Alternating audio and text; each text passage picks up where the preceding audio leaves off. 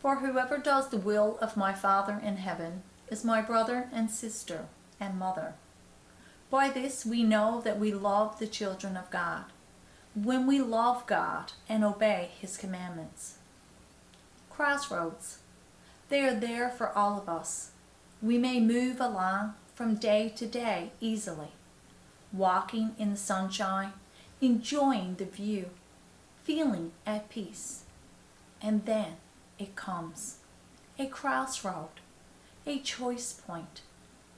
There we stand, frozen to the spot. Which way now? Right, left, straight?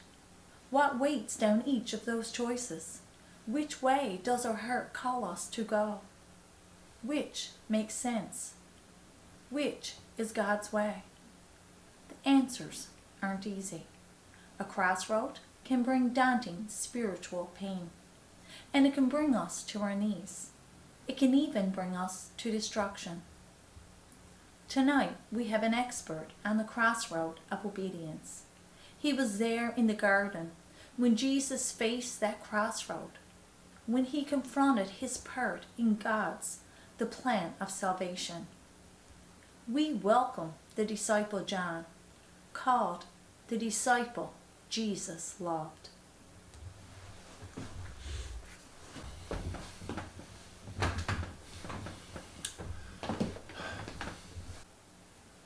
John, welcome.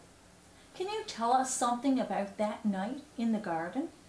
What you saw and what you learned about Jesus? I'm almost embarrassed to be here. Yes, I was in the garden with Jesus. But I certainly didn't understand what was going on, and I was certainly no help to him there. Did you see him praying? Yes, he went away to pray, and he asked us to pray with him. I could tell he was struggling. But after the meal, after the cups of wine we drank with the Passover meal, after the walk to the garden in the dark, I just couldn't keep my eyes open. I admit, I fell asleep. Didn't you understand the terror Jesus was facing? Not really, not then. It was not unusual for us to go off as a group and join Jesus in prayer. It happened often. Jesus was busy at prayer many times as we traveled with him. I just didn't know what was going on there in the garden. Do you understand now?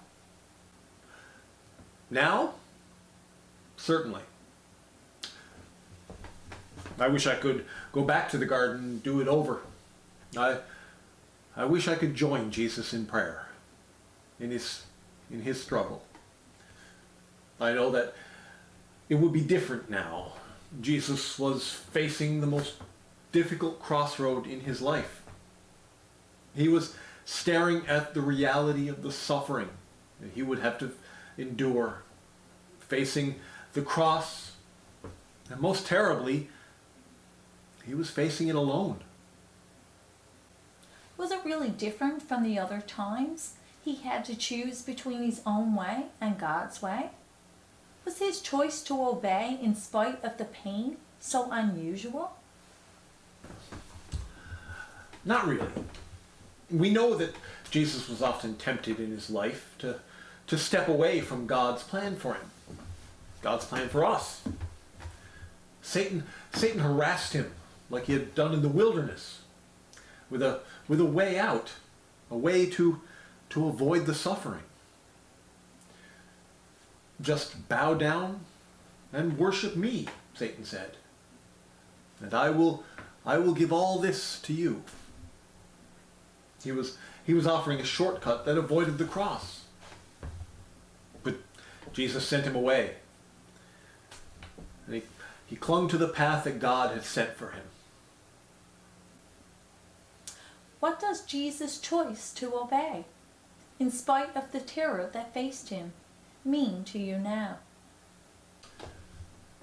It inspires me and convicts me. It must do the same for you. How do you mean? I'm certainly not unique. I faced a crossroad like Jesus many times in my life. Oh, not with the weight of the world on my shoulders, but with my own heart in conflict over which way I should go.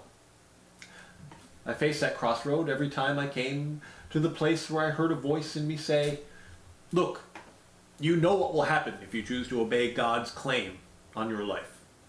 You will be hurt. You will be excluded. You will be scorned. You will be persecuted." Every time I stood at that crossroad, I remembered Jesus in the garden and asked him to stay awake with me and watch with me and pray with me. Did that happen often? In those years after Jesus ascended, all of us who followed him were faced with the choice to follow or deny him. If we denied him, we could escape the threats, the persecution, even the death that faced us. We were outcast, rejected by many of our brothers, and threatened often with suffering and death. I asked God's help to remain faithful and encouraged others to do the same in my book called Revelation. I wrote, "Do not fear what you are about to suffer. Behold, the devil is about to throw some of you into prison, that you may be tested, and for 10 days you will have tribulation. Be faithful unto death, and I will give you the crown of life." But we aren't persecuted. We don't face that kind of crossroad.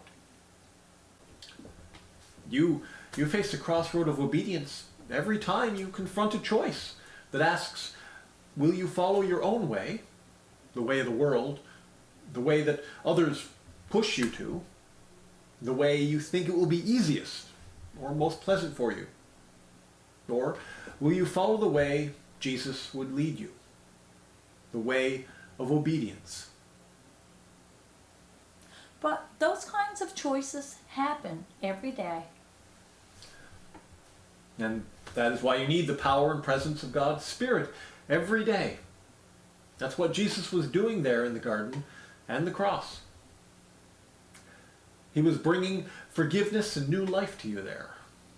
By God's power and the sacrifice of Jesus, you begin each day new and forgiven, new and able to make the choice of obedience. And how can we make those right choices? Here's another thing I wrote in my gospel.